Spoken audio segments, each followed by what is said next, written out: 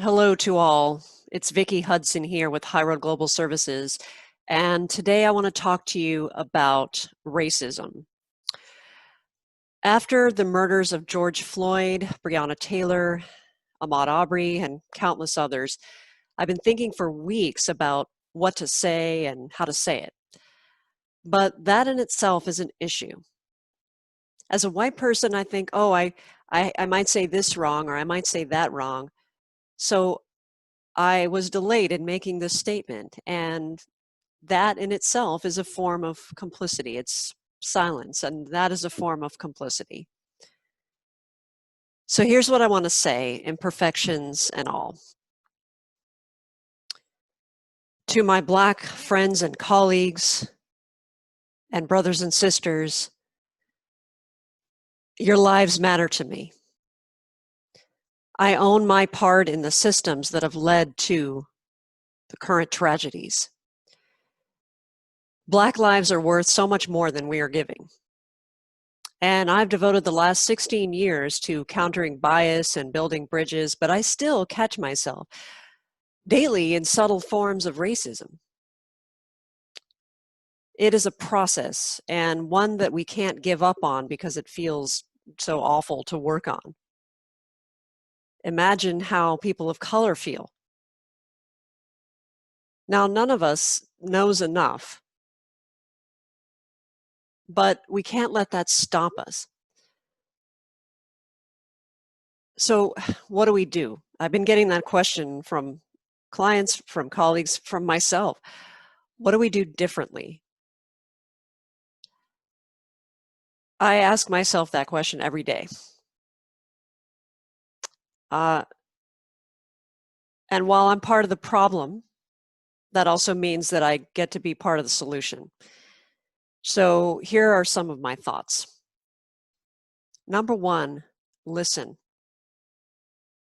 Listen to the sadness, the anger, the rage, and any other emotions that are coming from your Black friends and colleagues right now.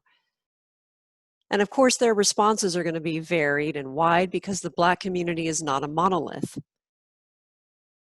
But we need to focus on their words and let the tone just be whatever it is. Don't write them off because they sound critical of you or enraged. They have every right to be. Don't defend yourself, just listen. Be ready to be torn apart by their stories. Just listen. The act of listening moves us through defense and into a quiet place where we can begin working on ourselves and deciding how we want to change the status quo. I heard a Black scholar say recently that these kinds of conversations and even the rage around race are not a moral accusation, but a cry for help. So listen. I know it's not always easy. It's not supposed to be easy, and I empathize with the difficulty, but lives depend on it. So we need to listen anyway. Number two, don't center your response around your own comfort. Center it on what your Black friends and colleagues or the Black community is saying. And again, I know this is difficult because none of us wants to feel like we're part of the problem and there's maybe some guilt or shame involved there. I know. I've been there and I am there. But because we feel uncomfortable in these conversations, we do things that perpetuate the issue. We end up doing things like cutting the conversation short, not learning from it, falling into the let's agree to disagree trap, lashing out, or not examining policies that are perpetuating the problem. And honestly, for me, it's really liberating to get past defensiveness. A few years ago, I had a Black friend of mine call me out on some ways that I was being complicit, and she was very direct with me. And at first, I got that sort of natural reaction of feeling judged and defensive, and especially because I'm a diversity and inclusion practitioner, and I pride myself on putting a lot of effort into these things.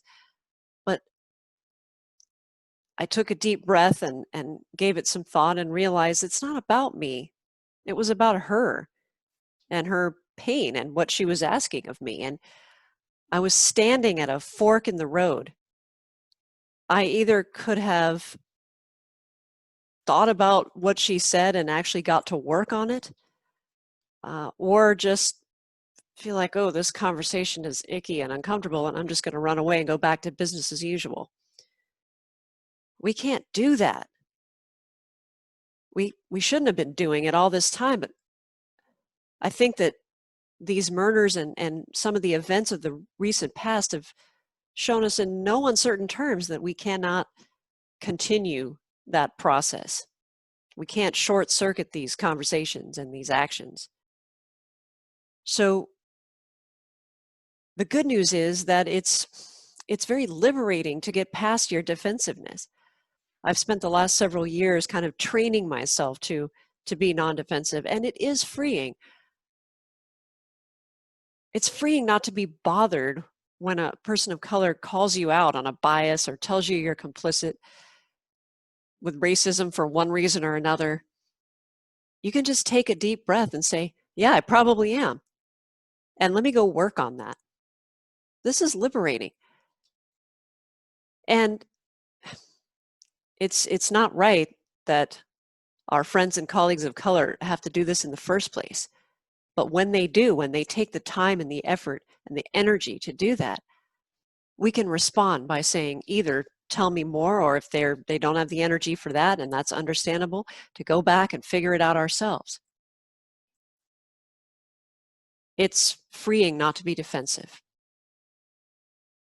Now, in this journey toward anti-racism, you will mess up. I know I do, probably on a daily basis. I might be doing it right now. You'll get some things wrong, but do it anyway. The alternative is the status quo, and that can't stand. Do it anyway, and be willing to be corrected by people of color. Be willing to get educated. Not asking people of color to teach you how to be better, but be willing to get educated. Read, watch films, take a class, reach out. And I'm more than happy to provide resources and suggestions and very actionable ways to be better, because I know it can feel overwhelming. But again, imagine how it feels for people of color. So as uncomfortable or tired as you as a white person might feel right now, multiply that times 1,000 or more. The time is now. We need to take responsibility. And I've heard some of the people I know say that, it's hard, they feel blamed for something they didn't participate in, like slavery or Jim Crow. And that's true in the sense that you didn't create those systems. That's true. But you have a responsibility not to perpetuate them, because the grievances of the past are the grievances of the present. I think recent events have made that abundantly clear. So this is the time to define who we are. As a Jewish person, I can hardly imagine what it would be like to have people run away anytime I wanted to talk about the Holocaust or anti-Semitism or my experience as a Jew. But this is how we've treated racism, because I've heard people say it feels divisive to talk about. No, it's the opposite. What is divisive is our unwillingness to talk about it, our unwillingness to dismantle it, to even have the conversation and to own it. So let's own it. Let's be okay with being uncomfortable. And again, reach out to me. I'm here to provide resources or to connect you with the right people. I don't have all the answers, but I do this work every day, and I'm happy to share what I do know. As human beings, we all want our pain to be recognized and acknowledged. But the resistance to talking about Black pain and the pain of racism ensures that it will continue. So let's be ready. Let's be ready to listen, to talk about it, and to take action.